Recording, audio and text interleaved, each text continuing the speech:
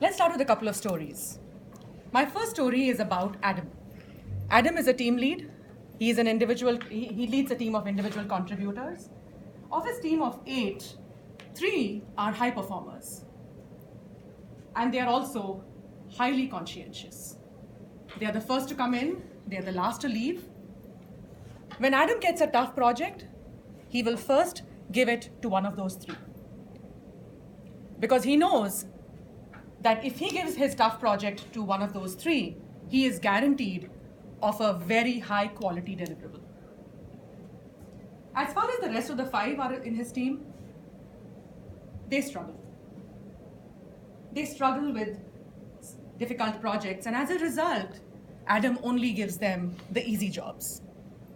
Adam believes that his job as a manager is to hand out or allocate work based on the team members' capabilities. Of course, some of his high performers complain about the volume of work, but he asks them to accommodate.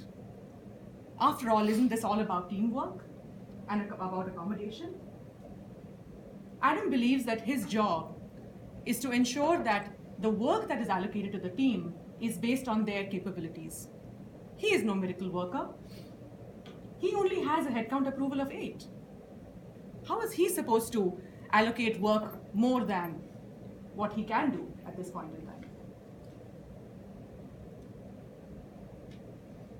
Adam believes that he is a nice manager. And he is very proud of the fact that he is able to lead his team in a harmonious manner with a lot of teamwork, and he is able to get the best out of the team and help the team meet its objectives. My second story is about Joe. Joe is Adam's peer. He is also a team lead. He also manages a team of individual contributors. Of his team of 7, 5 are high performers. Joe doesn't believe in unequal distribution of work. He believes in equal distribution of work. So when the tough projects come in, he allocates it across all of the 7. In the second quarter, he realized that 2 of his team were struggling.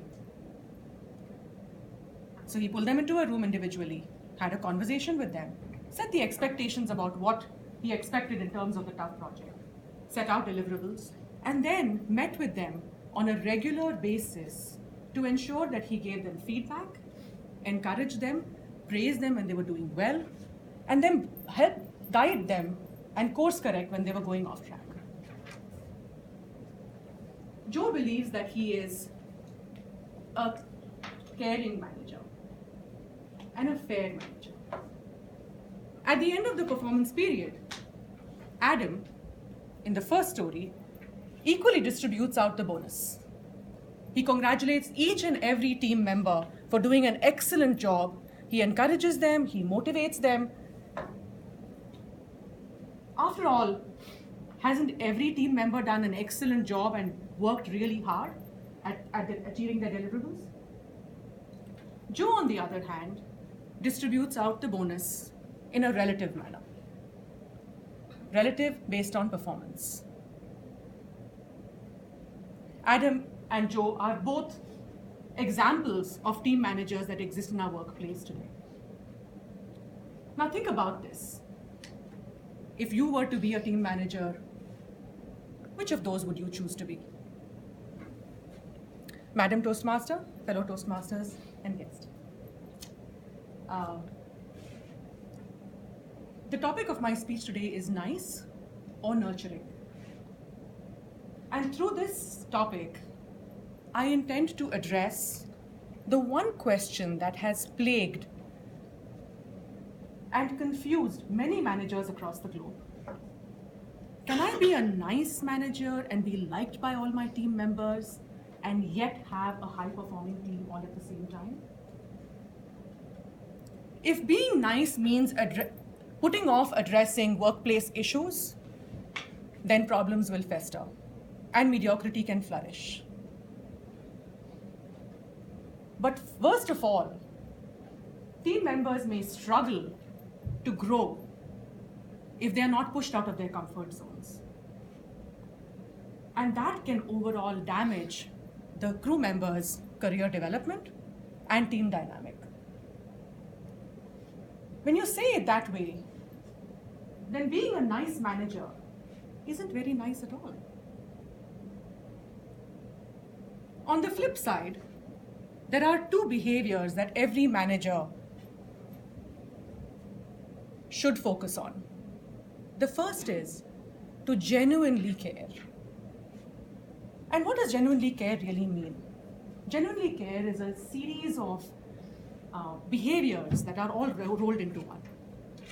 The first is to make sure that every team member has a clear understanding of what is expected of them. Once they know what is expected of them, then ensure that they are on track to achieve their deliverables. Find the first opportunity to praise and encourage the team member. And provide feedback and help course correct if the team member is going off track. The second behavior that a manager should exhibit is one to focus on guidance.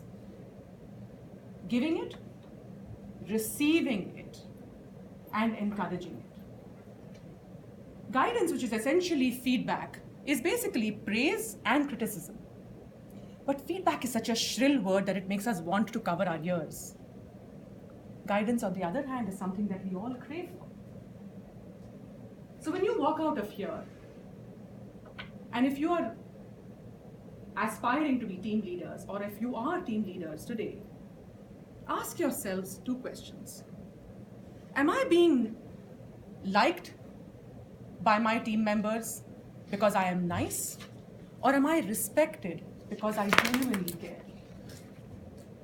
Am I liked because I am perceived as an amiable person? Or am I respected because I am able to provide guidance in the toughest of situations? Thank you.